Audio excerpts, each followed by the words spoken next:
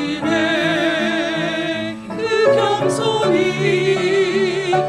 천국에서 해같이 빛나리.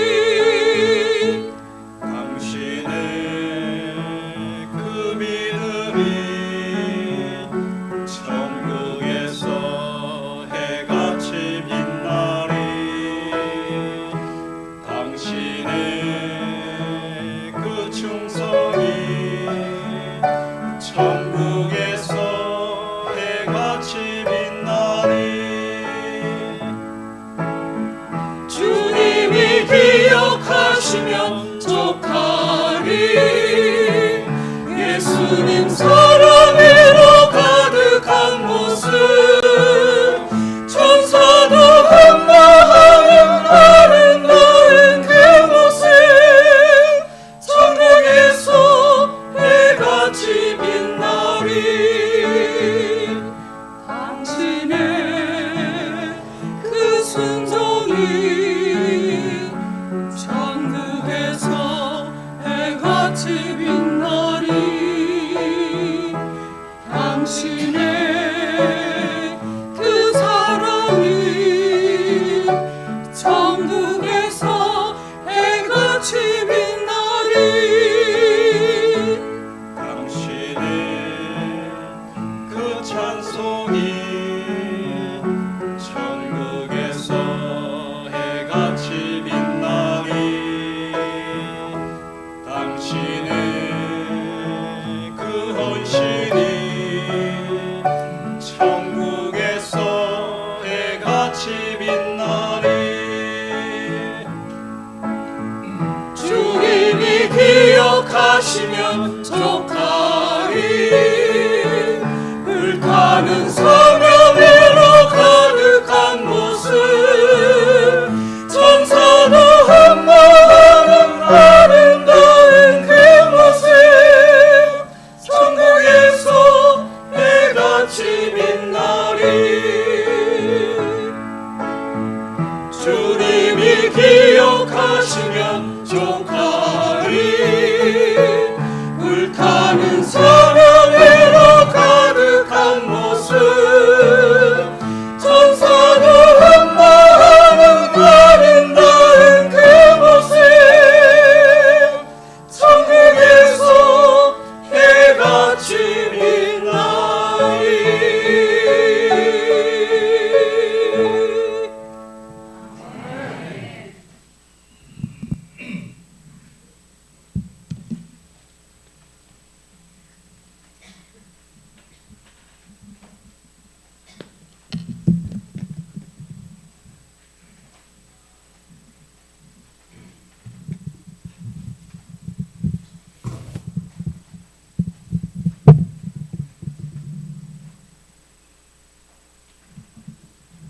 한 주일이 금세 지났지요. 이번 한 주일 동안 김천, 또 구미, 외관, 그리고 멀리 울산에서 또 인터넷으로 이 프로그램에 참여하신 많은 분들이 계시는데 이제 좀 정이 들만한데 벌써 마지막 밤이 됐습니다. 오늘 이 저녁에도 우리에게 꼭 필요한 건강과 영원한 행복의 기별이 우리와 함께 하면서 우리가 살아갈 때 짧은 한 주일이었지만 큰 도움이 될 수 있는 그런 시간이 되기를 간절히 기도합니다. 여러 가지 건강상 문제로 고민하시는 분들이 있는데 그 중에서도 밤에 잠을 잘 자야 또 소망찬 내일이 오는 것 아니겠습니까?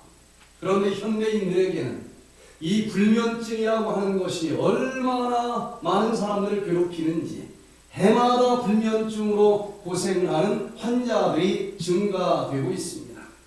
그 중에서도 80대 이상은 18.21%가 그냥 잠을 못 자는 것이 아니라 심한 불면증 환자로서 병원을 찾고 있다는 것입니다. 또 다른 연구 결과를 보면 우리나라 성인들 중에서 불면증을 경험한 사람이 자그마치 73.4%나 된다고 얘기를 합니다. 어디 여기서도 한 번 정도 불면증이 뭔지 경험해 보신 분 있다. 손 좀 들어보세요. 예. 뭐 10명 중에 한 7명 정도는 이 논문에 대해서 그렇다고 하는데, 저도 젊은 나이에 30대 젊은 나이에 몇 개월을 밤을 하얗게 매일같이 새는 그런 불면증을 경험해 본 적이 있습니다. 그때 이 불면증을 도대체 어떻게 해야 될까 씨름하다가 드디어 그 답을 찾았는데, 오늘은 그 경험과 그리고 이 연구 논문 결과를 통해서 잠 못 이루는 불면증 눕고감이 답이다 라고 하는 제목으로, 불면증이 올 때 뭐 양 99마리 98마리 말짱꽝입니다. 오히려 잠이 달아나 버려요. 잠을 자려고 노력을 하면 할수록 그 집착이 스트레스가 되어서 오히려 더 잠이 안 옵니다. 자, 그러면은 도대체 눕고감이 무엇인지, 30년 이상 불면증으로 고생을 하던 사람들이 저 역시 이 방법으로 해결을 했고, 수많은 사람들이 드디어 불면증에 대한 해답을 찾았습니다 하고 잠을 잘 잔다라고 하는 체험담들을 많이 듣게 되는데, 그 비결이 무엇인지 오늘 불면증 치료를 위한 10가지 10계명을 좀 하나씩 살펴보도록 하겠습니다. 불면증을 이기기 원하면 첫 번째, 아침에 일정한 시간에 규칙적으로 일어나시기를 바랍니다. 불면증 환자들은 여기서 대부분 실수를 해요. 잠을 못 잡니다. 그러다가 새벽 3시, 4시쯤 되면은 그때서 잠이 와요. 아침 6시에 일어나야 되는데, 이 세상 누구라도 3시에 자는 날을 6시에 일어나라고 할 수는 없을 것이다. 8시, 9시, 10시에 일어납니다. 그렇게 하는 한은 절대로 불면증을 이길 수가 없어요. 자, 여기 Journal of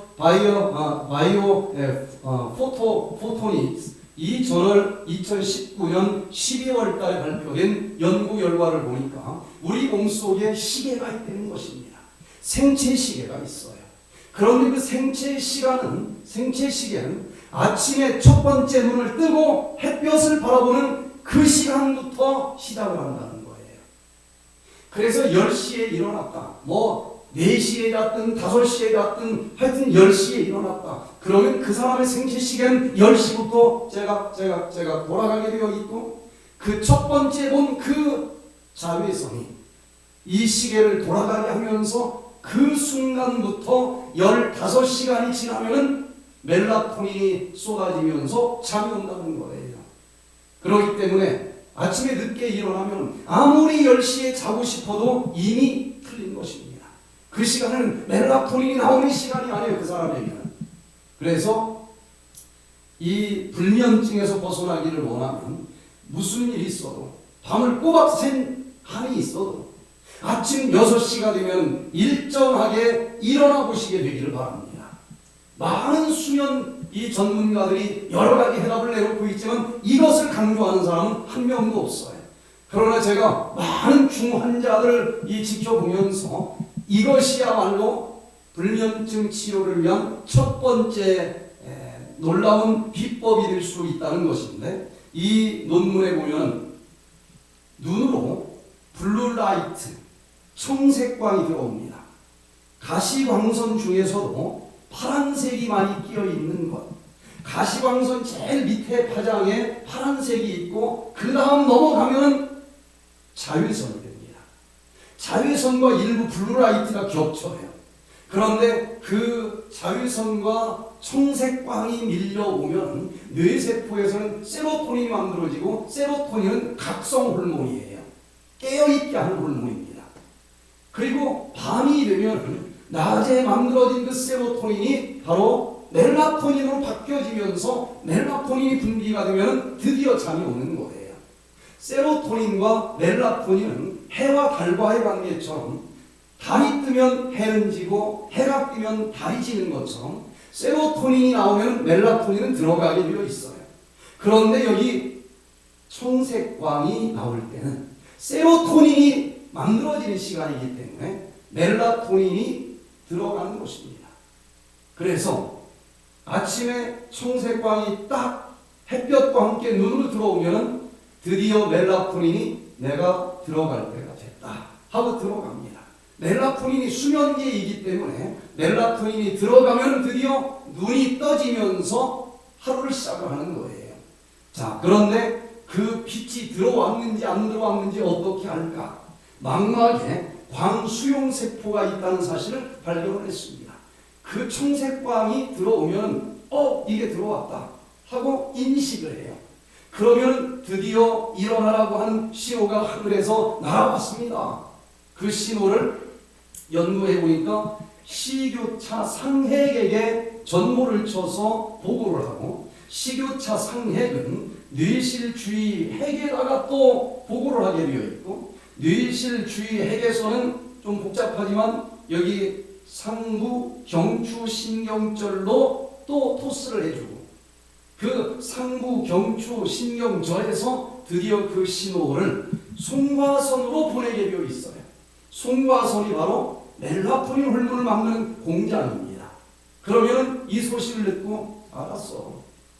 멜라토닌 이제 그만 만들어. 멜라토닌이 들어가면은 우리는 눈을 뜨게 되어 있고 이제 하루 삶이 시작이 된다는 것입니다. 그런데 이 시점부터 내 몸속에 있는 생체 시계는 째깍째깍 새로 돌아가기 시작을 해요. 자, 그래서 이 시간부터 15시간이 지나면 드디어 다시 멜라토닌 호르몬이 분비되기 시작을 하면서 우리는 잠을 잘 수 있게 되어 있다는 것입니다. 자, 다시 한번 이 그림을 보면요, 아침에 첫눈을 뜨면서 햇볕으로부터 들어오는 블루라이트, 청색이 좀 끼어있는 그 빛을 눈으로 받으면 광수용체가 받아서 지금 설명한 것처럼 멜라토닌이 들어가요. 커브가 쭉 빠지지 않습니까? 아침 6시에 일어났다. 그러면 이때부터 멜라토닌이 들어가기 시작을 하면서 깹니다. 그리고 이 시간부터 연구 결과를 보면 15시간이 지나면 드디어 잠이 올 만큼 멜라토닌 호르몬이 다시 증가되기 시작을 하면서 잠을 잔다는 거예요. 어제 저녁에 못 잤다고 해서 아침 10시까지 늦잠을 자고 일어난다? 그 사람은 10시부터 생체 시계가 돌아가기 시작을 해요. 그리고 그때부터 15시간이 지나야 멜라토닌이 잠이 올 만큼 분비가 된다는 거예요. 자, 그럼 10시에 일어났으면 12시간이 지나면 밤 10시일 것이고, 15시간인가 3시간이 더 지나면 몇 시가 돼요? 밤 1시나 돼야 잠이 올뚱말뚱하게 되어 있으니, 아무리 건강강의 듣고 10시부터 자야 된다 노력해봤자 이건 불가능한 일인 거예요. 그래서 우리 몸이 어떻게 만들어졌는지를 이해한다라고 하면 아무리 힘들어도 어제는 내가 잘못했다 손치고 오늘부터라도 10시에 자면서 정말 활력 넘치는 삶을 살기를 원한다. 그러면 무슨 일 있어도 6시에 일어나시기를 바랍니다. 제가 비행기를 많이 타고 다니는 편인데 시차라고 하는 게 있어요. 그런데 저는 시차가 없습니다. 32시간 브라질에서 몇 번을 갈아타고 한국을 와도 이 나라에서 아침이면 아침인 거예요. 32시간을 잠을 못 잤어도 그냥 그날 하루는 좀 힘들어도 참고 햇볕 보면서 다니는 것입니다. 1시간밖에 못 잤어도 6시에 일어나는 거예요. 그러면 낮에 햇볕을 보면서 세로토닌이 만들어지고 그 세로토닌이 이제 밤에 멜라토닌으로 바뀌면서 한번 생각을 해보세요. 32시간 못 잤지? 그날 이어서 또 낮에 못 잤지? 그날 저녁에 인간이라면 잠이 오지 않겠습니까? 시차가 없어요. 자, 아침에 일정한 시간에 일어나 보시길 바랍니다. 두 번째, 낮잠을 15분 이상 자지 말아야 됩니다. 이건 또 왜 그런가? 여러분, 시간이라고 하는 것은 앞으로 흘러갈 뿐이지 뒤로 돌아갈 수 있습니까? 소녀시절로 돌아갈 수 있어요? 이건 불가능한 것입니다. 많은 사람들이 착각을 하는데 어제 잠을 못 잤다는 거예요. 그래서 오늘 낮에 어제 못 잔 걸 낮잠 자면서 찾아 먹겠다는 겁니다. 이건 말도 안 되는 일인 거예요. 어제로 돌아갈 수가 없습니다. 어제 못 잔 거 찾아 먹는다고 오늘 2시간 잤다. 이것은 어제 못 찾아 먹은 잠이 아니고 오늘 저녁에 자야 될 본 잠을 가불해서 잔 것입니다. 저처럼 건강한 사람도 낮에 2시간을 자면은 오늘 저녁에 잘 본 잠을 2시간 미리 잤기 때문에 저녁에 잠이 안 오게 되어 있어요. 불면증 환자들은 여기 1번, 2번에서 계속 맴도는 것을 보고 있습니다. 너무 피곤하면 15분까지는 잠깐 꿀잠을 자면서 도움이 될 수 있고 15분 정도 가부리하고 계산착오를 하고 넘어갈 수가 있어요. 그러나 15분 이상 낮잠을 자면 틀림없이 저녁에 자야 될 본잠을 가불해서 잤기 때문에 저녁에 또 잠이 안 오게 되어 있다는 거예요. 낮잠을 자지 말아야 됩니다. 여기 Journal of American College Health 2015년도에 대학생들을 대상으로 연구한 결과도 마찬가지입니다. 낮잠을 자주 자고 길게 자는 대학생들은 야간 수면의 질이 낮고 수면 부족이 더 심할 위험이 더 높을 수 있다. 낮잠을 자면 그날 저녁에는 잠을 더 잘 자지 못하고 그리고 또 이 불면증이 더 심하게 찾아온다라고 하는 연구 결과를 볼 때에 낮에 졸려서 잠이 오려고 한다. 그러면 그 잠은 오늘 저녁에 자는 잠을 자는 것이니까 오늘 저녁에는 또 불면증으로 시달린다. 이렇게 생각하면 맞다는 거예요. 세 번째는 낮에 햇볕을 충분히 받으면서 걸으라는 것입니다. 밤에 잠자는 것하고 낮에 햇볕 보고 걷는 것과 무슨 상관이 있을까? 자, 아까 얘기한 것처럼 낮에 자외선이 눈으로 들어오면 이 망막에서 광수용세포가 이것을 딱 감지를 합니다. 그래서 식유차 상핵이라고 하는 지금이 몇 시인지 생체 시계를 계산하는 이 부분에서 지금 낮이구나. 낮에는 세로토닌을 만드는 시간이야. 그리고 그 정보를 여기 솔기액이라고 하는 공장에다가 전달해주면서 너 일할 때야. 해 뜰 때야. 그러면 드디어 세로토닌이 만들어지면서 분비가 되고 세로토닌은 마음을 기쁘게 만들어주는 호르몬이에요. 각성 호르몬입니다. 또릿또릿하게 정신이 깨어있게 만들어주는 호르몬이에요. 이 세로토닌이 전신의 이 신경계통에 분배가 되면 활력 넘치게 낮에 활동을 하는 것입니다. 그런데 이제 해가 졌어요. 희미한 달빛이 떴습니다. 그 빛의 차이를 또 이 식유차 상핵이 아주 예민하게 알아차려요. 그리고 밤이다. 지금 달 뜨는 시간이야. 그러면 그 신호를 이제는 송화선이라고 하는 공장에 전달을 합니다. 그럼 송화선에서는 낮에 햇볕 보면서 만들어낸 세로토닌을 재료로 해서 그 세로토닌을 멜라토닌으로 바꿔주는 일만 해요. 멜라토닌을 자기 혼자 만들 수가 없어요. 세로토닌이 없으면 멜라토닌은 안 만들어집니다. 낮에 만들어준 세로토닌을 송화선에서는 멜라토닌으로 바꿔주는 일만 하는 거예요. 그리고 그 멜라토닌이 분비가 되면 이게 수면제이기 때문에 잠이 막 쏟아져 내려오는 거예요. 그러니 밤에 자려고 노력하는 건 이미 늦었습니다. 멜라토닌이 나와야 잠을 자는데 멜라토닌은 낮에 만들어지는 세로토닌이 있어야만 만들어지기 때문에 오늘 저녁에 잠을 잘 자기를 원하면 낮에 낮잠 자지 마시고 밖에 나가서 세로토닌을 만들어주는 요 햇볕 자외선을 눈으로 받아야 된다는 거예요. 그래서 아까 얘기한 것처럼 시차를 잘 이기길 원하면 어이구 내가 지금 비행기를 몇 시간 타고 왔는데 오늘 하루 정도는 자자 낮잠 자자. 그러면 그날 세로토닌이 안 만들어졌으니까 밤에는 잠이 올 턱이 없어요. 계속 뒤바뀌어서 3개월 동안 헤매는 사람들도 많아요. 그날 하루만 그 나라에서 뜨는 햇볕 받으면서 걸어다니면 시차가 없습니다. 자, 이렇게 슬립 메디슨 2011년 9월 달에 발표된 논문을 봐도 불면증에 대한 저녁 광선 요법의 효과는 밝은 주간 빛 노출로 인해서 감소한다. 밝은 낮에 햇볕을 얼마나 많이 받았느냐에 따라서 밤에 불면증이 줄어든다라고 하는 구체적인 연구 결과를 이렇게 발표를 하고 있는 것입니다. 그래서 밤에만 자려고 노력을 하니까 30년 동안 노력을 했어도 안 되는 걸 가지고 실험을 한 것이고 여전히 불면증에 들여서 벗어나지 못하고 있다고 하는 사실을 이해하시고 밤에 잠을 자기를 원하면 낮에 무엇을 많이 받으면 좋겠다? 햇볕을 받으면 좋겠다. 네 번째, 불면증을 이기기를 원하면 낮에 30분 내지 60분 정도 걷기 운동을 하시기를 바랍니다. 걷는 것하고 불면증하고 무슨 관계가 있을까?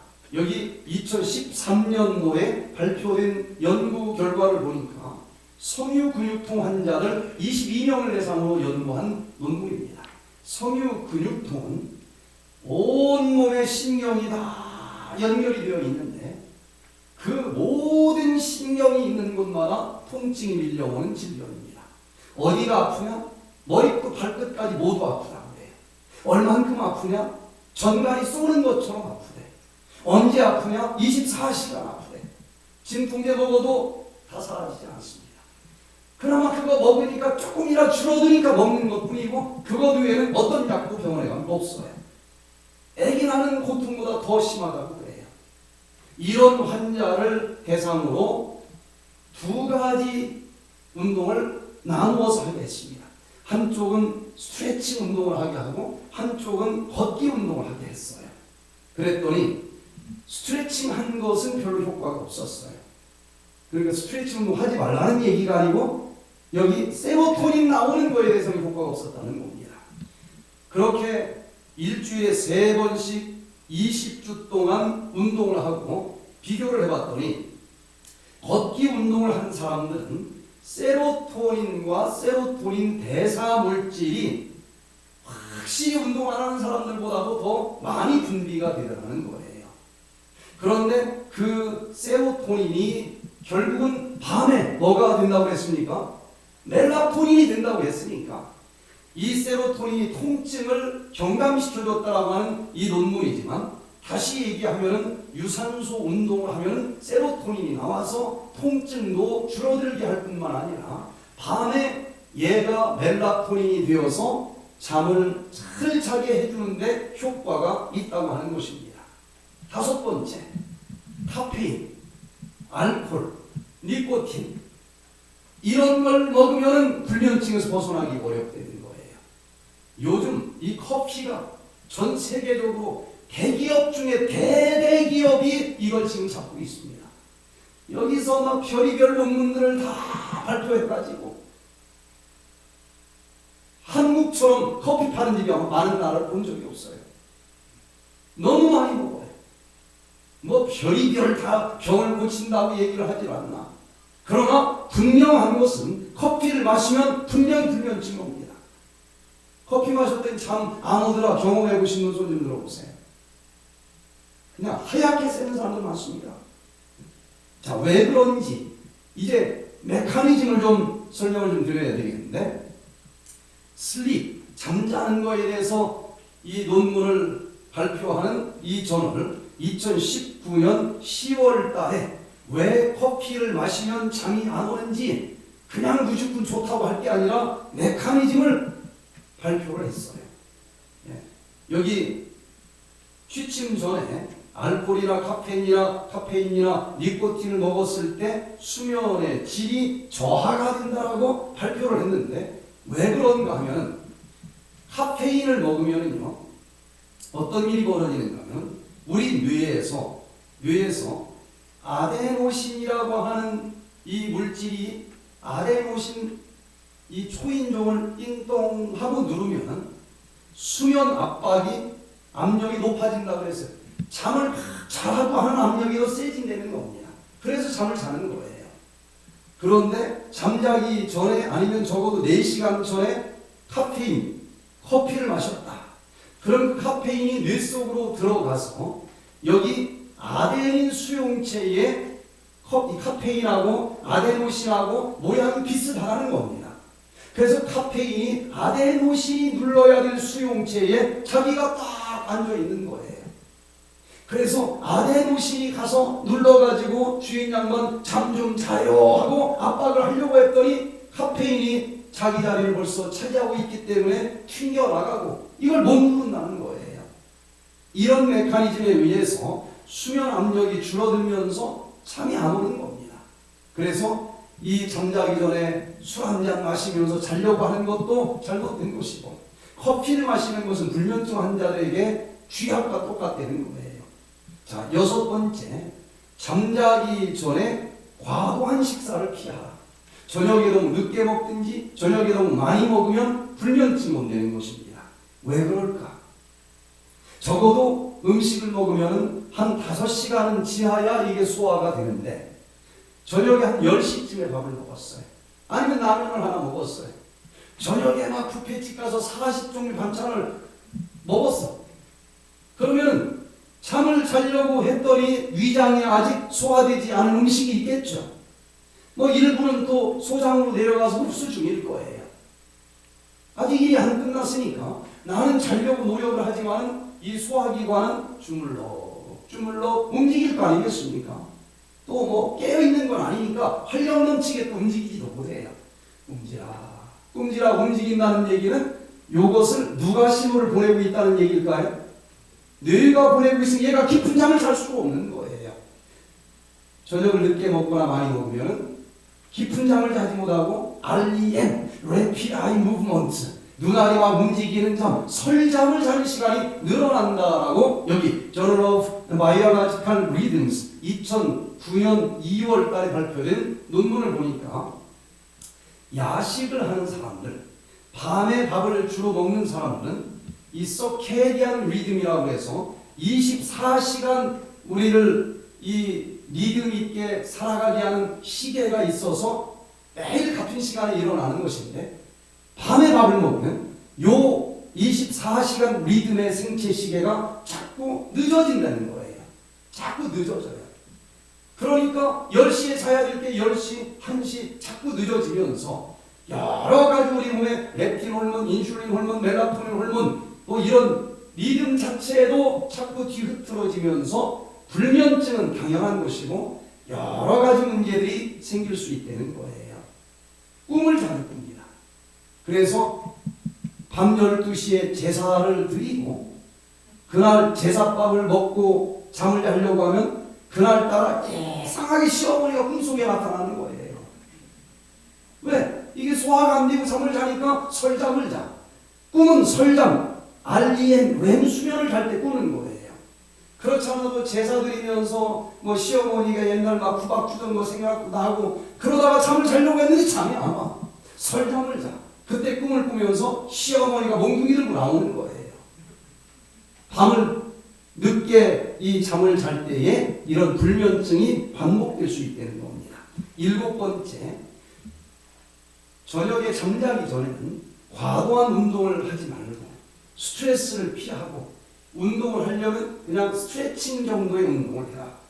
자, 여기 슬립 앤 브리딩 2021년 12월 달에 발표된 논문을 보니까 밤에 운동을 하는 것이 이 잠자는 것에 정말 좋은 거냐 나쁜 거냐 이것을 연구한 논문인데, 밤에 강한 야간 운동 후에 심한 수면 장애는 불면증이 있는 사람의 심야 운동에 대한 주의를 요한다. 너무 잠자기 전에 심한 운동을 하면 신경이 흥분이 돼서 잠이 안 온다는 거예요. 그래서 운동은 낮에 하는 게 좋고 밤에 하는 것은 좀 가벼운 스트레칭이나 산책 정도는 괜찮지만 격렬한 운동은 불면증을 초래할 수 있다는 연구 결과입니다. 8번째, 이게 굉장히 현대인들에게는 중요한 내용 같아요. 잠자리에서 블루라이트를 보지 말아라. 청색이 비춰지는 빛 어디서 많이 나올까요? 컴퓨터, 핸드폰, 태블릿, 여기에서 나오는 게 블루라이트예요. 그런데 잠이 밤에 자려고 했더니 안 온다. 그러면 핸드폰 켜고 유튜브 보는 사람도 있어요, 없어요?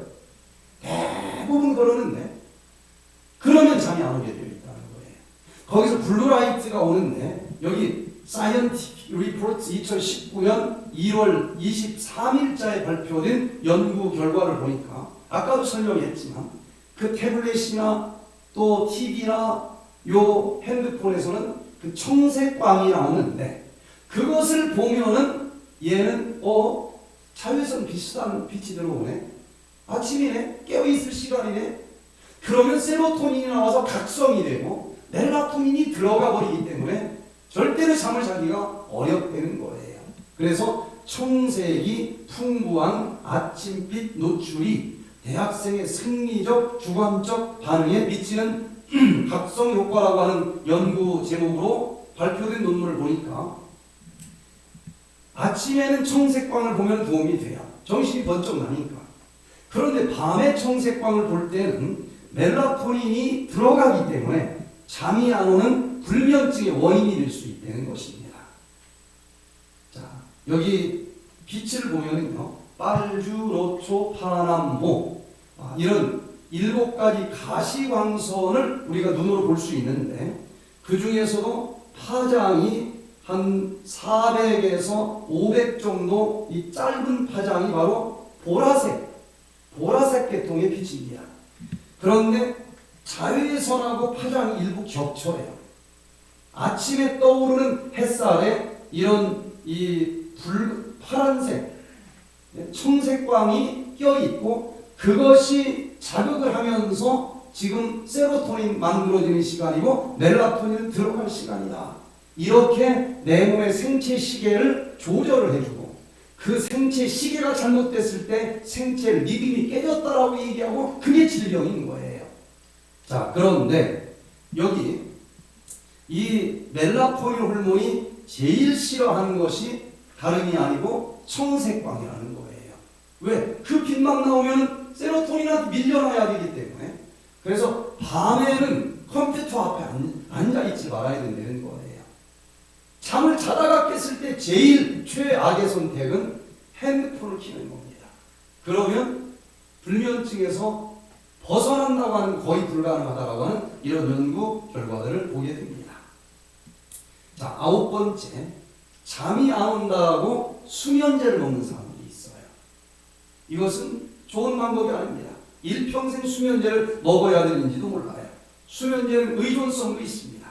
그것으로 끝나는 것이 아니고 졸피뎀과 같은 이 수면제는 자살하고 싶은 충동을 만들어내기도 해요.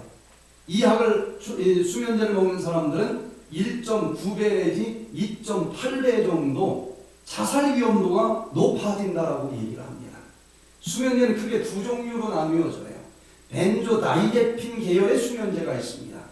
아티반, 할시온, 발륨, 자닉스 이런 계통의 수면제가 있는데 이것은 부작용이 있습니다. 기억 상실, 충동 조절 장애, 또 낮 시간에 자꾸 졸린 것, 깊은 잠을 자지 못해요. 그걸 먹어도. 그리고 의존성이 있습니다. 계속 먹어야 되게 되어 있어요.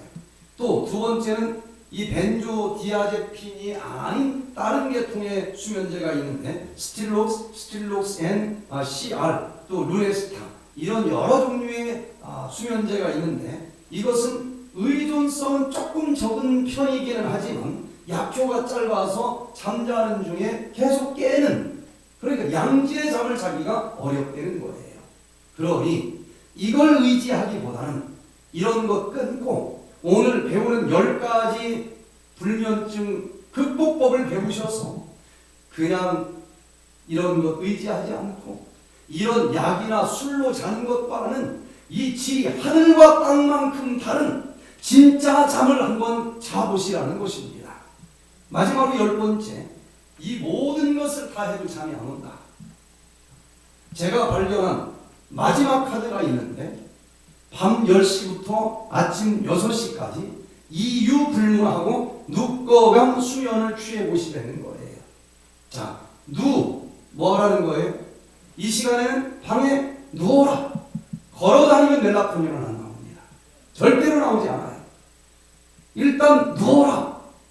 두 번째, 불을 꺼. 불이 있으면 멜라토닌은 들어가야 돼요. 어떤 불이래요? 멜라토닌 없이는 잠을 잘 수가 없는 건데 불을 계속 켜놓는 사람이 있어요. 세 번째, 뭐 하라는 거예요? 눈을 감아라. 아니 불까지 껐으면 됐지 뭐 눈을 감느냐. 여러분 이렇게 불을 껐을 때하고 거기다 눈을 감았을 때하고 깜깜한 정도가 같을까요? 다를까요? 달라요. 분명히 다릅니다. 그런데 여기 연구 결과를 보면은요. 그러나 바이올로지 인터내셔널 2016년도에 발표된 논문을 보면 방에다가 불을 켜놓고 자는 사람들은 절대로 깊은 잠을 못 자요.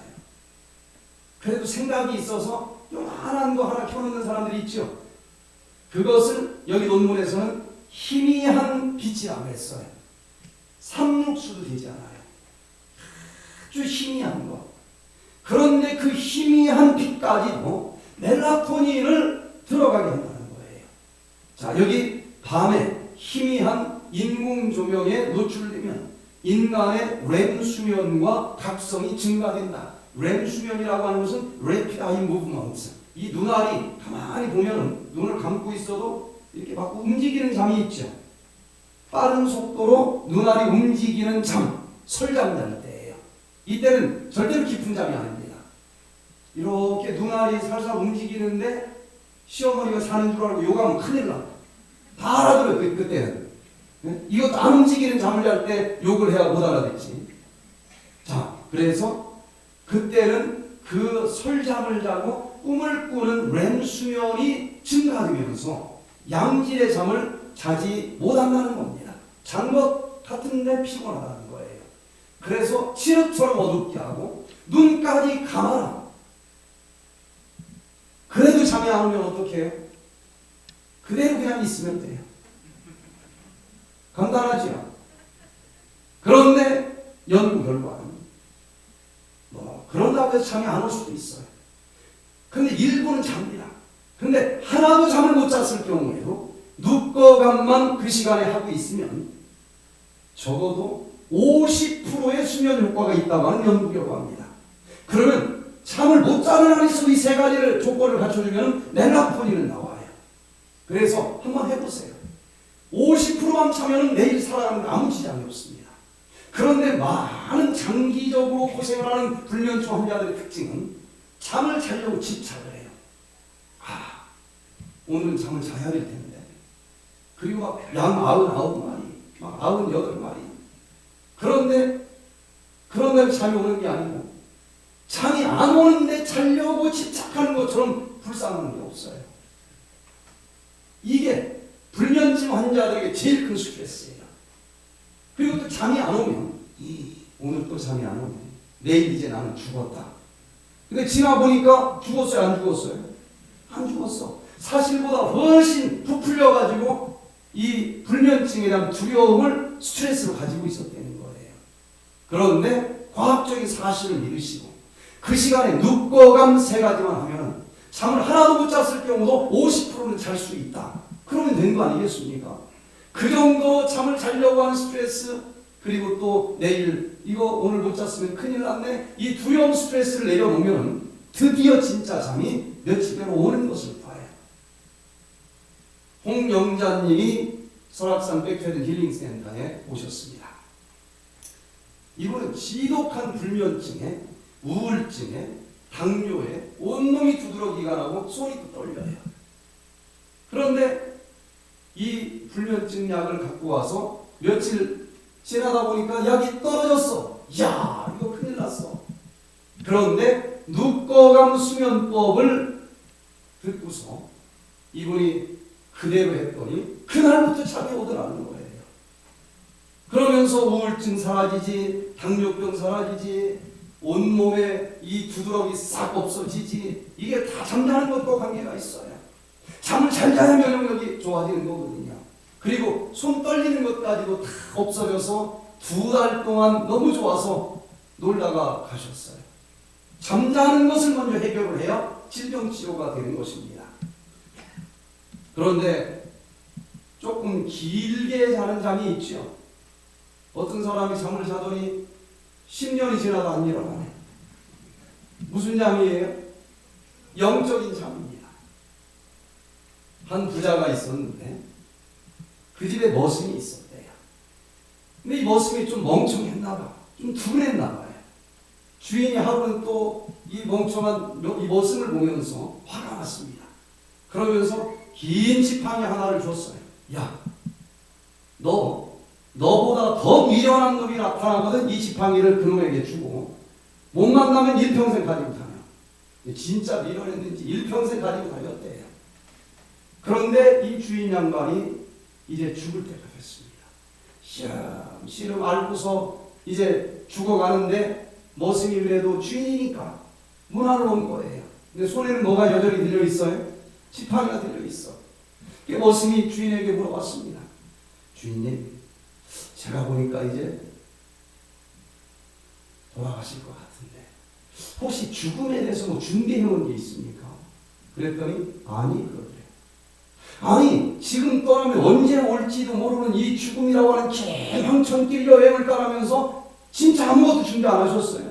안 했는데 이 머슴이 지팡이를 주인한테 주면서 이거 가지고 가세요 그러더래요. 꼼짝없이 가지고 왔대요. 여러분들은 이 죽음이라고 하는 여행길을 맞이하면서 어떤 준비를 하셨습니까? 많이 준비하는 게 중요한 게 아니에요. 여행기에 대한 정보가 정확해야 되지 않겠습니까? 그런데 죽음 넘어 세상이 도대체 어떤 곳인지 죽어봐야 알기 때문에 별의별 거짓말이 온 세상에 다 돌아다녀요.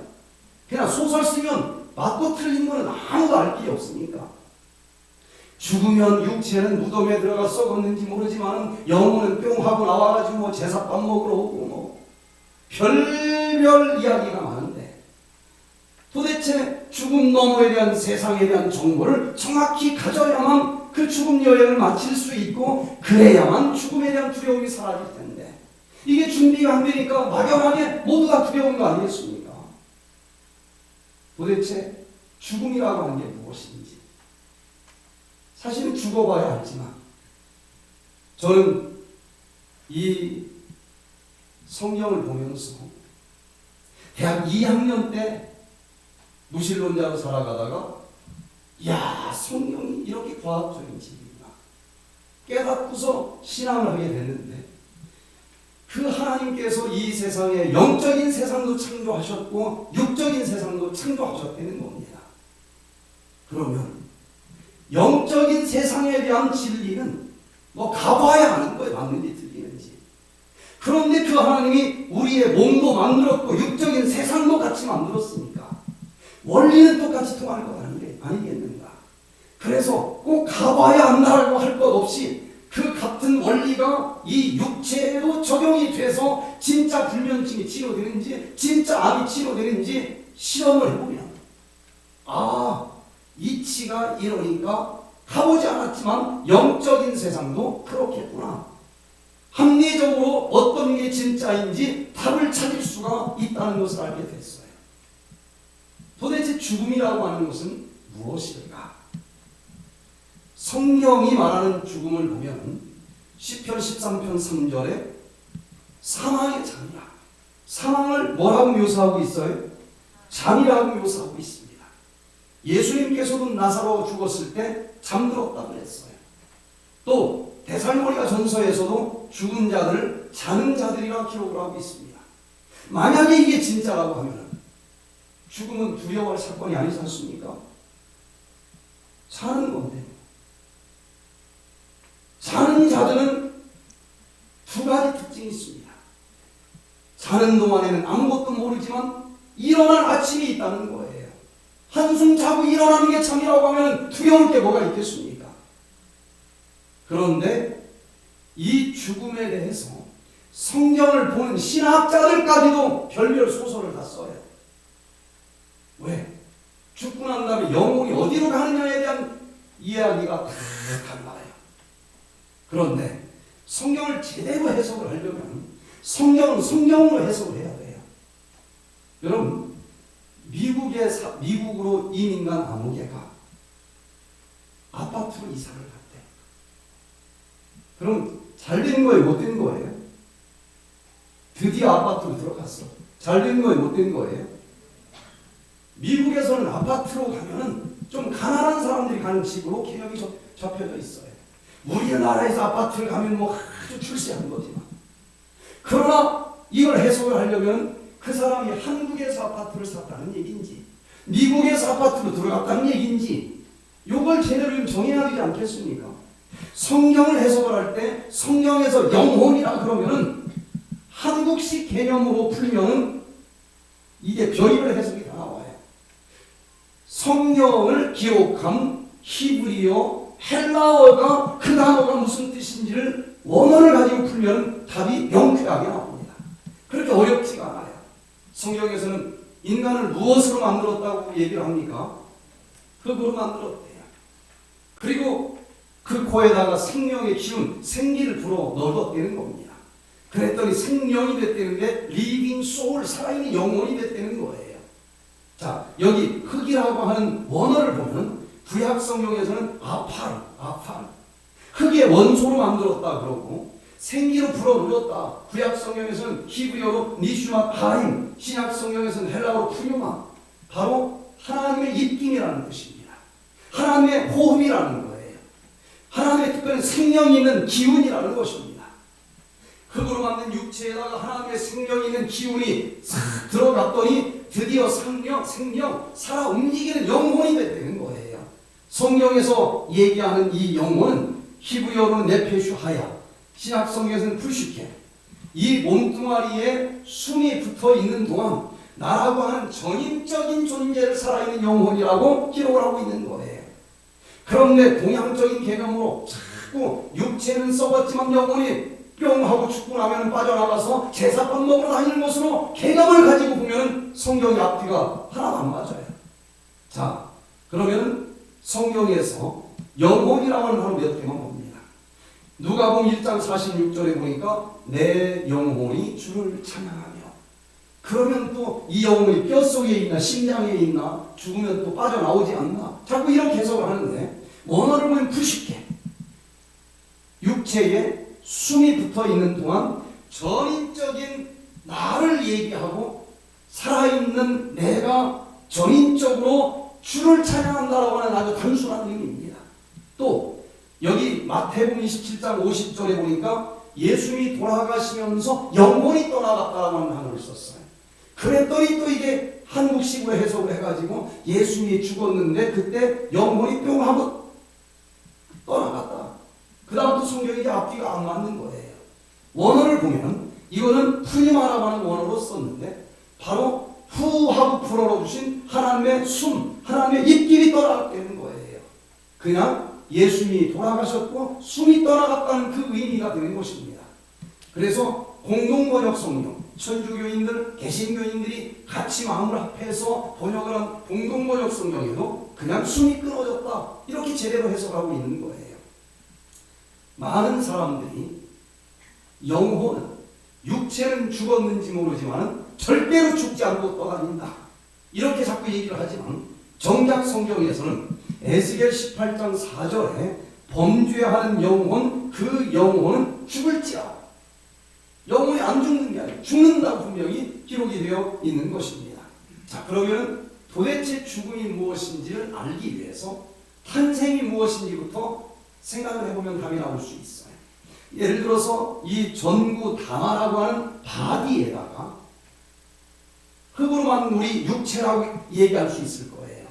여기에다가 전기를 딱 연결시켜 놓으면, 이 육체에다가 생기를 불어 넣어주면 반짝반짝 빛나는 전기 불이 나오듯이 드디어 살아있는 영혼이 나온다는 것인데, 죽음은 무엇일까? 여기에서 전기 코드를 딱 빼버리면 반짝반짝 빛나는 전기 불은 어떻게 될까요? 없어지겠죠. 살아있는 영혼에게서 숨이 딱 빠져나가 버리면 영혼은 어떻게 됩니까? 불 꺼지듯이 잠깐 없어진다는 거예요. 잠깐 없어져요. 자, 그렇다고 하면 이 죽음이라고 하는 게 도대체 어떤 상태인지 최대한 간단하게 설명을 드려보겠습니다. 자, 잠자는 거라고 했으니까 잠자는 자는 아무것도 모릅니다. 잠자는 동안에 아무것도 몰라요. 그러면 좀 긴 영적인 잠은 어떻게 묘사를 하고 있을까? 전도서 9장 5절로 6절에 무릇 산 자는 죽을 줄을 알되 죽은 자는 아무것도 모르며 다시는 상을 받지 못하는 것은 그 이름이 잊어버린 바 됩니다. 그 사랑함과 미워함과 시기함이 없어진 지 오래니 해 아래서 행하는 모든 일에 저희가 영영이 분복이 없느니라. 죽은 자는 아무것도 모른다라고 하나님 말씀하고 있는 거예요. 잠자는 동안에는 아무것도 몰라요. 죽어있는 동안에는 아무것도 몰라요. 이 해 아래에서 행하는 모든 일에 저희가 영영이 분복이 없다. 제사밥 먹으러 올 분복도 없다는 거예요. 그래서 정말 부모님을 사랑한다고 하면 살아생전에 더 지극정성으로 찾아가고 모시고 밥 한 그릇 더 대접하는 것이 그게 옳은 방법이 될 수 있다는 거예요. 자, 또 그 호흡이 끊어지면, 숨이 끊어지면 흙으로 돌아가서 그날 당일에 그 도모, 파트, 생각이 소멸된다고 했습니다. 죽고 난 다음에 육체만 죽었지 영혼이 자꾸 떠돌아다닌다라고 하는 얘기가 성경에서는 전혀 맞지 않는다는 거예요. 죽는 그날 생각이 딱 소멸된다고 했어요. 시편 115편 17절에서는 죽은 자는 여호와를 찬양하지도 못한다. 죽어있는 동안은 그냥 잠자는 거예요. 아무것도 모르는 것입니다. 자, 그러나 아무것도 모르는 것으로 끝나는 것이 아닙니다. 잠자는 자는 깨어날 아침이 있어요. 그래서 이것을 제대로 이해하는 사람들은 죽음을 두려워할 이유가 없다는 것입니다. 자, 잠자는 자는 깨어날 아침이 있듯이 좀 긴 영적인 양도 그걸로 끝이 아니라는 거예요. 잠깐 자다가 드디어 일어날 부활의 아침이 있다는 것입니다. 데살로니가전서 4장 16절에 주께서 호령과 천사장의 소리와 하나님의 나팔로 친히 하늘로 쫓아 강림하시니 그리스도 안에서 죽은 자들이 먼저 일어난다고 그랬어요. 여러분, 이 부활을 정말 믿을 수만 있다고 하면 인간을 가장 두렵게 만드는 죽음의 두려움에서 해방될 수 있어요. 자, 그럼 부활이라고 하는 게 무엇일까? 이 꺼진 전구 담아에다가 다시 전기를 딱 집어넣어주면 없어진 것처럼 보였던 전기불이 반짝반짝 핀다듯이 죽어서 한줌 흙으로 들어간 이 몸에 하나님이 구름 타고 다시 오시는 날 일어나라 하면서 생명의 기운을 다시 불어넣어주면 다시 살아있는 영혼으로 부활할 수 있다고 하는 것입니다. 여러분, 요한복음 11장 25절에 수많은 신들이 있지만 오직 한 분만 이 말씀을 하실 수 있어요. 나는 부활이요 생명이니 나를 믿는 자는 죽어도 살리라. 잠깐 자다가 일어나는 것이 죽음이라고 하는 것인데 뭐가 그렇게 두렵느냐 이거예요. 그런데 정말 부활을 믿을 수만 있다고 하면 두려워할 이유가 없겠죠. 그런데 과학자들도 부활이 증명이 된다라고 얘기하는 시대에 우리가 살아가고 있습니다. 에너지 보존의 법칙이라고 하는 이 유명한 법칙을 모든 과학자들은 믿는데 에너지를 믿고 질량 곱하기 속도의 자성이 되는 거예요. 이 물질이 에너지를 더해주느냐 빼주느냐에 따라서 모양을 바꿀 수 있을지는 모르지만 전체적인 에너지는 똑같다는 법칙입니다. 자, 다시 쉽게 설명을 해보면요, 여기 물이 한 잔 있습니다. 이 물에다가 플러스 열을 가했어요. 여기다가 열을 가하면 어떻게 될까요? 물이 어떻게 돼요? 한참 떼면 없어지죠. 없어진 게 아니라는 거예요. 그 더해진 에너지만큼 모양만 바꿨을 뿐이에요. 수증기로 바뀐 것입니다. 그것을 한 방울도 버리지 않고 비닐봉지로 다 받아놨다고 하면, 자, 이제 에너지 보존의 법칙에 의해서 산수 공부를 한번 해보십시다. 플러스 열이 이 꼬르를 넘어가면 플러스가 뭘로 돼요? 마이너스가 되죠. 모아놓은 수증기 그대로 다 모아놨다고 하면 그 수증기에서 마이너스 열을 해주면, 열을 빼서 식혀주면 물이 부활을 한다는 것입니다. 부활이 그렇게 어려운 게 아니라는 거예요. 그런데 열이라고 하는 에너지가 아니고 전기라고 하는 에너지를 처리해주면 조금 다른 모양으로 변해요. 수소 2개와 산소로 변해. 자, 그러면 이 에너지 보존의 법칙에 의해서 어떻게 부활이 증명될 수 있는지를 한번 들어보세요. 창조라고 하는 것은 흙 플러스 뭐라고 했습니까? 생기, 입고는 뭐라고 했어요? 살아있는 사람, 영혼이라고 했습니다. 죽음은 뭘까? 흙 플러스 생기에서 에너지 보존의 법칙에 의해서 플러스 생기가 입고를 넘어가면 뭐가 돼요? 마이너스. 살아있는 생명, 나에게서 생기, 숨이 딱 빠져나가면 뭐밖에 남지 않아요? 흙밖에 안 남아. 그게 죽음이에요. 여기까지는 우리가 경험적으로 다 보고 알고 있지 않습니까? 이제 부활이 뭐냐? 부활을 과학자들은 증명이 가능하다고 얘기를 합니다. 자, 보세요. 하늘로 날아간 그 생기가 예수님 구름 타고 이 땅에 다시 오시는 그날, 이제 이 생으로 저 세상에서 내려옵니다. 마이너스 생기가 입구로 넘어가면 뭐가 돼요? 플러스가 돼. 한 줌 흙으로 변해버린 것처럼 보이는지는 모르지만 일어나라 하는 그 공영 소리와 함께 생기가 그 흙에 딱 들어가면 생명, 다시 살아있는 사람으로 부활이 가능하다는 것입니다. 그런데 이 생기라고 하는 에너지는 하나님만 컨트롤할 수 있는 에너지예요. 그래서 인간이 이 에너지를 컨트롤할 수 없기 때문에 실험으로 증명할 수는 없지만 과학자들도 이론적으로 분명히 이게 증명이 가능하다는 것입니다. 이 말씀을 미국 시카고 시애틀에서 했더니 안상중 씨라고 하는 분이 부인과 함께 왔는데 부인이 유방암 말기 환자라서 왔어요. 그런데 이분은 10년 동안 신학 박사님하고 성경 공부를 했대. 자기도 믿고 싶대. 그러나 안 믿어지는 걸 어떻게 하느냐는 거예요. 그러면서 강의 시간에는 팔짱을 탁 끼고 아주 폼이 이상해요. 한 5일 정도 지난 다음에 이 강의를 했더니 이분이 갑자기 팔짱을 푸는 거예요. 눈에서 빛이 납니다. 부활이 증명이네. 아니, 부활이 증명이면 못 믿을 게 어디 있어? 그 한마디로 이분이 믿어진다는 거예요. 그리고는 그 다음날 아침에 일어나서 새벽에 산책을 하는데 야, 어디서 달기똥 냄새가 난다. 동네에서 달기똥 냄새가 났어요. 다른 날은 말을 안 하더니 그날 달기똥 냄새가 난다 그래요. 그리고 돌아와서 아침밥을 딱 먹으려고 그러는데 야, 현미밥 냄새 구수한데 그러면서 깜짝 놀라는 거예요. 자기가 축농증 때문에 한국에서 2번 수술하고 미국에서 4번 수술을 했대요. 그래서 여기 그냥 다 드러낸 거예요. 30년 동안 냄새를 1도 못 맡았답니다. 그런데 부활하시는 예수님을 믿었더니 후각근투신경이 부활을 했다는 거예요. 냄새가 안 되는 것입니다. 나 이런 하나님 믿어야 되겠습니다. 그 두 부부가 침례를 받고 하나님께 찬양을 올린 거예요. 여러분, 과학자들을 믿을 수 있다고 하는 이 부활을 믿어보시게 되기를 바랍니다. 세상에 두려운 게 없어요. 만약에 암 환자일지라도 두려움이 없습니다. 살고 싶다고 해서 사는 게 아니에요.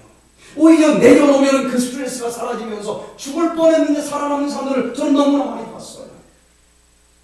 저는 마지막 하시는 분들을 참 많이 보면서 삽니다. 그런데 그 죽음을 초월해서 정말 멋있게 마지막을 맞이하는 사람들을 보면 야, 나도 저럴 수 있을까? 그 정도로 부러워요. 죽는데 안 죽는다고 막 애착을 갖는 것만큼 참 불쌍한 것도 없어요. 근데 제가 경험적으로 보면은 죽음 앞에서 여자들보다도 남자들이 훨씬 아주 불쌍해. 그냥 안 죽고 싶어가지고 막 몸부림을 치고 얼마나 겁이 많은지 몰라요. 그것도 나중에 남자다운 사람이 더 심해. 죽느냐 사느냐는 것은 내놓으려고 되는 게 아닙니다. 그냥 맡기시기를 바랍니다. 여러분, 불면증의 특징이 뭔지 아십니까? 몇 시에 일어나야지. 근데 알람이 다른 첫 번째 알람이 들려도 못 일어나. 자기도 모르고 꺼버려. 이게 불면증 아니겠습니까? 첫 번째 모닝콜이 일어나지 못하는 게 불면증인데 바로 그렇게 못 일어나는 이유는 어제 저녁에 제대로 잠을 못 잤고 누워있는지 모르지만 밤새 정신은 살아서 러시아도 갔다 미국에도 갔다가 꿈을 꾸다 보니까 못 일어나는 거예요. 여러분, 깊이 진짜 아무것도 모를 정도로 깊은 숙면을 취한다라고 하는 것처럼 축복이 없습니다. 육적으로도 왜 밤에 이렇게 에덴 동산에서도 자게 만들었을까? 낮에 활동을 하면 어떤 기계라도 망가져요. 유전자도 망가집니다. 그런데 왜 밤을 죄짓기 전에도 주셨고 잠을 주셨는가 하고 보니까 잠을 자는 시간은 그냥 낭비가 아니고 낮에 활동하면서 망가진 유전자가 다시 재생이 되는 시간이었다는 것을 현대 의학자들은 발견을 했어요. 어제 아무리 망가졌어도 오늘 저녁에 깊은 잠만 자면 이 모든 것이 새롭게 창조되면서 내일 새로 태어난 사람처럼 살 수 있게 되어 있다고 하는 것입니다. 잠이 이렇게 중요한 거예요. 그것도 숙면을 취해야 돼요. 계속 꿈을 꾸면 안 돼요. 육체만 자는 것이 아니라 이 정신까지도 완전히 아무것도 모를 정도로 깊은 숙면의 축복을 누려보시게 되기를 바랍니다. 좀 긴 영적인 잠도 마찬가지입니다. 왜 죽음이라고 하는 것을 하나님이 이 죄를 지은 이후로 우리에게 주셨을까? 여러분, 이 땅에서 죄를 짓고 이 영혼이 다 망가졌는지 모르지만 이 영적인 잠을 성경에서 얘기하는 대로 이 죽음이라고 하는 것을 알았습니다. 한숨 주님 품 안에서 깊이 자고 일어나겠습니다. 그러면 이 잠자는 동안에 내 일평생 망가진 내 영혼이 완전히 치료되고 회복되어서 썩지 아니할 영광의 몸으로 일어날 수 있게 해주셨다고 하는 것을 인해서 감사드리시기를 바랍니다. 죽음까지도 우리에게 필요하니까 하나님의 섭리에 의해서 때가 돼서 수고했다. 이 정도면 넉넉하다. 나랑 같이 가서 좀 잠자고 다시 일어나자. 그러면 그냥 맡겨보시게 되기를 바랍니다. 첫 번째 모닝콜에 일어나지 못하는 이유는 첫 번째 불면증 때문에 일어나지 못하는 것인데, 영적으로도 불면증을 가진 사람들은 예수님이 일어나라 부르는 첫 번째 모닝콜에 못 일어납니다. 영적으로 불면증인 거예요. 육체는 자는지 모르지만 정신은 계속 돌아다니는 게 이게 불면증 아닙니까? 영적인 이 불면증은 육체는 무덤 속에 들어가 잠자고 있는지 모르지만 영혼은 계속 제사밥 먹으러 돌아다니는 것이 영적인 불면증 아니겠어요? 그게 맞는지 안 맞는지 가봐야 알지만 이 영적인 세상과 육적인 세계의 원리가 똑같다라고 하는 것을 이해한다고 하면 이치가 같은 것 아니겠습니까? 자, 그러면 첫 번째 모닝콜에 일어나기 위해서 깊은 잠을 숙면을 취해야 되듯이 영적으로도 죽었을 때 예수님이 일어나라 첫 번째 모닝콜에 첫째 부활에 일어나기 원하면 어떻게 해야 될까? 첫 번째, 첫째 부활에 믿음의 알람 시계를 맞추시게 되기를 바랍니다. 그 첫째 부활이 언제 있는지를 알고 6시에는 일어나야 돼. 알람 시계 맞추면 아무리 피곤해도 일어날 것 아니겠습니까? 일어나겠다. 그때 내가 꼭 일어나겠다. 일어나게 해 주시옵소서. 자신이 없으면 천사장에게 모닝콜을 부탁하면 되지 않겠습니까? 중요한 것은 그 첫째 모닝콜이 몇 시에 있는지를 알아야 될 것 아니겠어요? 자, 그럼 죽은 자들이 언제 첫째 부활이 있을까? 요한복음 5장 18절에 보니까 이를 기이 여기지 말라. 무덤 속에 있는 자가 다 그의 음성을 들을 때가 오나니 선한 일을 행한 자는 생명의 부활로 악한 일을 행한 자는 심판의 부활로 나오리라. 부활이 하나인 줄 알았더니 두 종류가 있어요.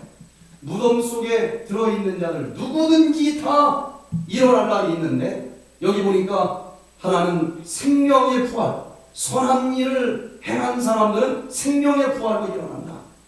일어나라고 해서 일어났더니 너 영원한 생명을 가지고 살 거라, 이런 부활이 되는 거예요.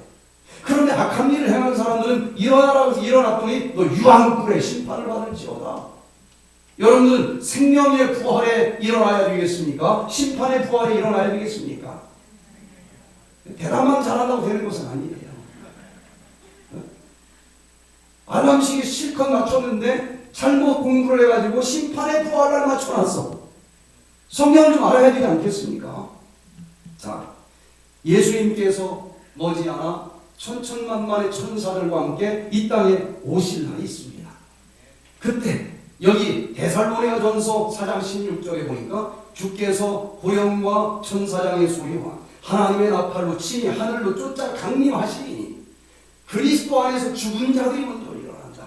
예수님께서 천천만만의 천사들과 함께 이 땅에 재강림하시는 그날 드디어 누가 일어난다고 그랬어요? 여기 다 동시에 일어나지 않습니다. 그리스도 안에서 죽은 자들이 먼저 일어난다고 했어요. 예수 믿고 예수님 품에 안겨 살아간 사람들이 먼저 일어난다. 그 나중에 일어나는 자에 비해서 이게 둘째 부활입니까? 첫째 부활입니까? 첫째 부활이에요. 그러니까 첫째 부활은 예수님이 재림하시는 날 있다는 것이니까 여러분 예수님이 재림하는 그날 꼭 그때 일어나게 해 주시옵소서.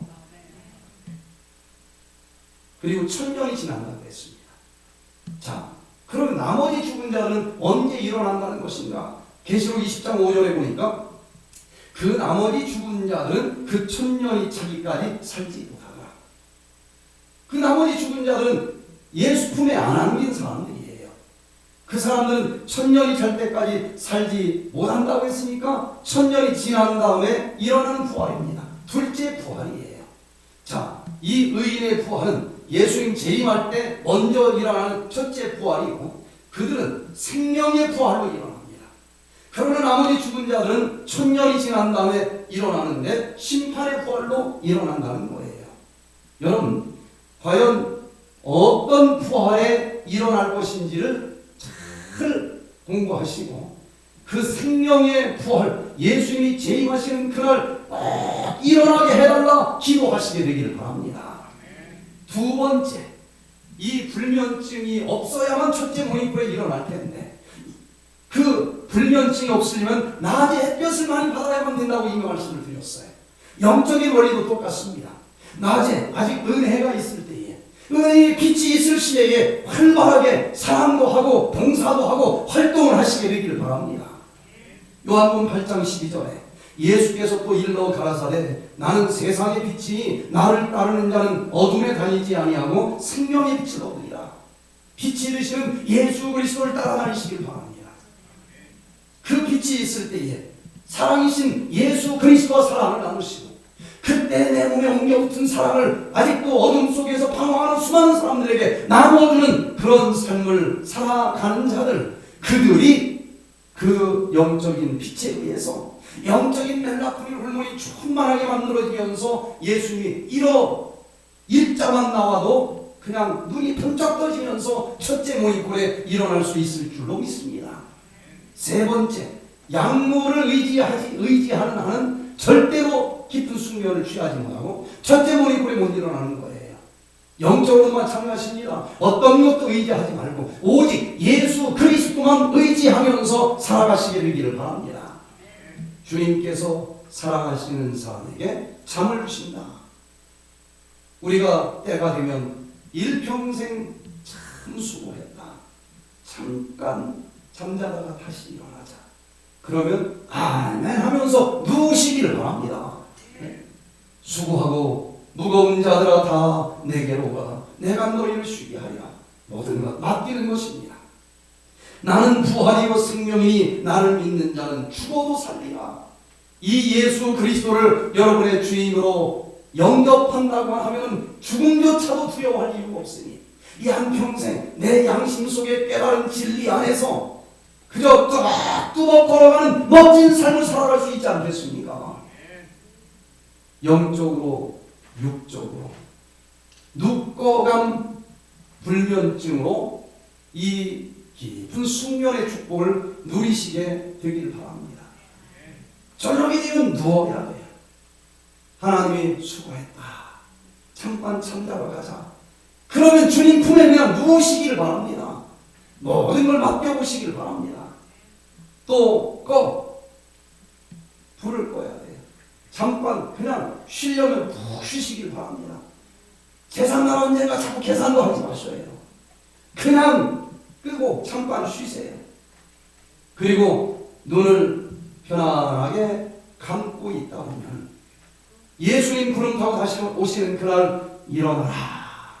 천사장이 깨워주실 것이고, 그때 일어나면 썩지 아니한 모습으로 재생이 되어서 우리가 일어날 것입니다. 질병도 없고 고통도 없고 사망도 없는 그 영원한 하늘에서 우리 그때 또 만나서 지금보다 더 아름다운 장치도 좀 버리고, 그렇게 지금도 행복하지만 영원한 하늘에서도 행복할 수 있는 우리 모두가 되시기를 간절히 바랍니다. 맹교선 자매님이 이 프로그램에 설악산에 오셨어요. 지독한 불면증에 우울증에 인공관절 수술을 걷지도 못하고 고지혈증, 고혈압, 당뇨, 종합병원이에요. 전화를 교회 사모님한테 전화를 했더니 그 사모님이 마침 아들하고 설악산에 와 있었어요. 집사님이 여기 와서 여기 와야 돼. 그랬더니 병원 입원 날짜 받아놓은 것은 취소하고 달려왔어요. 말씀마다 얼마나 울면서 듣는지. 3일 지나니까 우울증은 싹 사라지고 불면증이 지독했는데 눕고 감감이 들으면서 그냥 믿었더니 그날 잠이 오더라는 거예요. 그리고 인공관절 수술을 했는데도 시골 계곡을 올라갔다 내려갔다 하고 고지혈증, 고혈압, 당뇨 모든 게 다 정상으로 잡히는 모습을 봤습니다. 여러분, 머지않아 그 주님께서 구름 타고 이 땅에 다시 오실 것입니다. 영적인 진리로 영적인 행복만 누리지 마시고, 성경에서 구원이라고 하는 단어는 치료라고 하는 단어와 원어가 한 단어입니다. 저는 30년 전에 이 치료 사역을 할 때에 의학에 대해서 단 한 과목도 공부한 적이 없었어요. 어디 요양을 한 주도 참여해 본 적이 없습니다. 그런데 하다 보니 100여 명씩 막 중환자들이 밀려와요. 아는 게 하나도 없습니다. 손에 들고 있는 교과서는 성경책밖에 없어요. 기도했습니다. 구원이라고 하는 단어와 치료라고 하는 단어가 왜 하나일까? 그래서 성경에 나오는 모든 구원의 비결을 치료의 비결로 바꿔서 해석했더니 암 환자도 치료가 되고, 당뇨병 환자도 치료가 되고, 파킨슨 환자도 치료가 되고, 시간이 지나면서 천연치료와 한의학, 보거나 여러 가지 8개 이상의 이 전공을 공부를 했지만, 그거는 그때 이미 발견한 것을 그래도 안 믿는 사람들에게 좀 알기 쉽게 설명하려고 논문 찾고 이런 것만 좀 더해진 것이지, 지금 치료법이 그때 다 성경에서 나오는 겁니다. 여러분, 영적인 진리 반조각 복음만 믿지 마시고, 이 육체가 치료될 수 있는 똑같은 원리로 안 통하면 이건 문제가 있는 거예요. 꼭 죽어봐야만 안다라고 하지 마시고 이 땅에서 내 몸을 가지고 실험을 해보시길 바랍니다. 영적으로도 앞뒤 논리가 맞고, 그것을 또 그대로 치료하는 방법으로 써먹었더니 모든 사람이 3개월밖에 살지 못한다는데도 살아날 수 있는 사통, 발달 다 통할 수 있는 온전한 복음을 여러분들이 이 땅에서도 믿고 실천하면서 건강과 행복을 누리시기를 바랍니다. 예수님께서 천천만만의 천사들과 구름 타고 다시 오실 때 사랑하는 내 자녀들아, 영혼뿐만 아니라 몸까지 그날 흠없이 만나기를 원한다. 저는 그 말씀이 얼마나 좋은지 몰라요.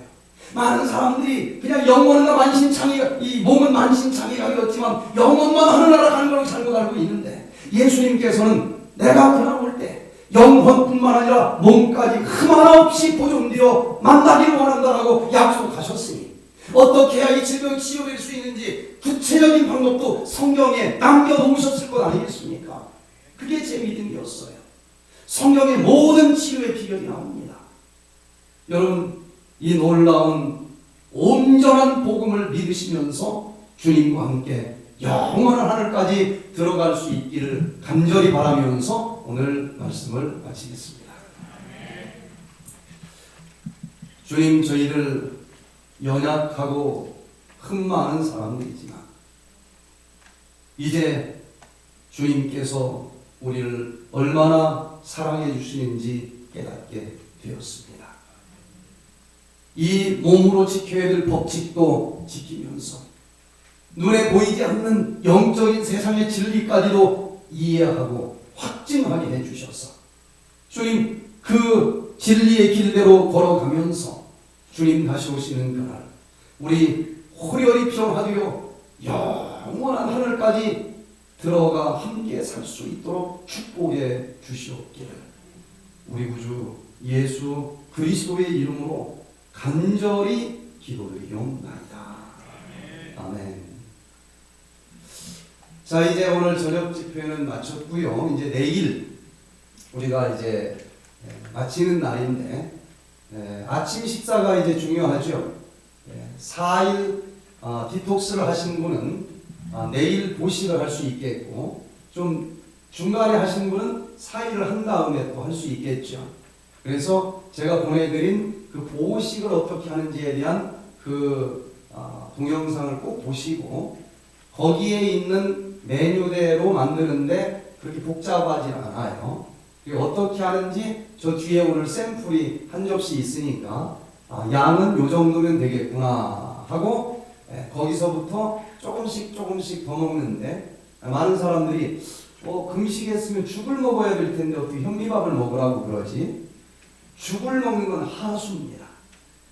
죽을 먹으면 물이 섞였기 때문에 안 씹어도 되겠죠. 덜 씹고 삼켜요. 그런데 씹을 때 이 입에서 11가지 이상의 놀라운 여러 가지 치료 성분들이 나옵니다. 그래서 소도방에서 죽을 써서 보식을 먹는 것은 하수고 상수는 입에서 죽을 쓰는 사람이에요. 현미밥을 입에 한 수저 넣고 문자 그대로 100번을 씹으면 죽이 됩니다. 아니 그 죽이나 저 죽이나 똑같지? 아니 하늘과 땅만큼 틀려요. 소도항에서 만든 죽을 먹으면 여기에서 푸티알린이 나와서 요 탄수화물을 다 소화시켜줘야 되는데 그게 끝나는 거예요. 11가지 다 사용 못하고 일부만 효과를 보는 거예요. 그래서 여기서 11가지 그 소화 효소들과 함께 그 현미밥을 지금까지 먹은 죽 중에서도 가장 맛있는 죽이 될 거예요. 현미밥이 이렇게 맛있었는가 하고 이제 느껴질 텐데 그래서 그걸 그냥 삼키면 절대 안 되면 큰일 나요. 여기서 100번씩 씹어서 죽이 되어 삼키면 되겠습니다. 그렇게 해서 저걸 한번 보고 가시고 이제 내일 아침 10시부터 모여서 짧은 기간이지만 디톡스 중에서는 제일 짧은 걸 여러분들이 맛보기로 하신 거예요. 어떤 분은 이거 할만하네, 더 해야 되겠다. 설악산에서는 한 달 하는 사람도 있고 뭐 108일 하는 사람도 있고 이제 몸의 형편에 따라서 더 길게 하는 분들도 있는데 일단 여기서 내일 이제 보식을 하고 짧은 며칠이었지만은 이 몸에서 어떤 변화들이 있었는지 잠깐 10시부터 여러분들의 어떤 체험 남는 시간을 갖고 그 시간이 맞춰지면 제가 마지막 이 말씀을 좀 주는데 제가 성경에서 모든 치유 원리를 뽑아냈다고 그랬는데 내일 특별히 성경에 7 교회가 예언이 되어 있고 그 중에 예수님 재림 직전에 있을 교회를 무슨 교회라고 했습니까? 라오디게아 교회라고 했는데 이 교회들이 다 한 가지씩 병이 있어요.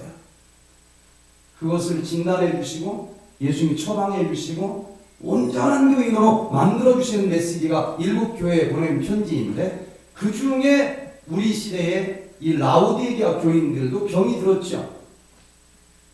무슨 병인가 하고 보니까 더도들도 아니고 다 당뇨병이 걸렸어요. 그래서 저는 지금 당뇨병 완전 말기 환자들을 이제 치료가 되기 때문에 지금도 막 발가락 자르려고 하는 사람 와서 지금 있기도 하고 펌프단 사람도 있고 주사단 그런데 이게 낫는데 그 치료 원리가 다른 질병 치료 원리도 이제 비슷하겠지만 내일 영적으로 육적으로 이 라오디게아 교인들을 어떻게 이 치료해 주는지 이야기를 가지고 치료 원리를 어떻게 꺼냈는지 한 샘플을 여러분들이 보시면 제가 강의 안 한 것도 성경이 다 나오는 거구나. 이런 식으로 보면은 구원에 대한 이야기일 뿐만 아니라 치료에 대한 이야기가 될 수 있는 거구나. 그 한 시간을 들으면서 많은 원리를 깨달을 수 있는 시간이 될 수 있을 것 같아요. 그래서 내일 오전에 이 마지막 강의를 하고 이제 올라가야 되는데 내일 마지막 인사를 좀 할 수 있는 시간이 됐으면 좋겠습니다. 네, 감사합니다.